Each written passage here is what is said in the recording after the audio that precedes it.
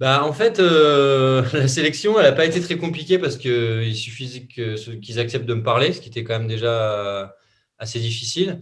Donc moi, j'ai travaillé avec une collaboratrice qui s'appelle Camille Baron et on a étudié on a enquêté pendant 4 mois, genre à temps plein, quoi, avec des réunions chaque semaine pour faire des points, etc. Avec des stratégies différentes en fonction des étapes auxquelles on en était. Moi, je m'étais fixé comme objectif d'avoir une vingtaine de personnes partantes.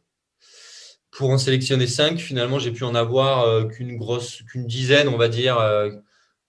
Mais j'avais des critères assez précis, c'est-à-dire que quelqu'un qui fait des blagues sur Twitter un peu à l'agoraphie, ça suffisait pas pour moi. C'est-à-dire qu'il fallait qu'il y ait quelque chose de transgressif où il allait énerver vraiment des gens, où il allait en piéger d'autres, etc. Donc la notion d'humour transgressif, c'est aussi quelque chose de très subjectif. C'est aussi ce qui a fait que c'était pas évident.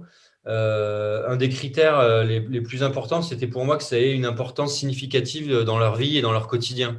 C'est-à-dire que je voulais pas. J'ai eu des profils et j'ai hésité en fait à prendre des personnes qui trollaient un petit peu de temps en temps en me disant bah tiens, ce serait pas mal d'avoir le spectre de du mec tout à fait normal pour aller jusqu'au gars complètement obsessionnel.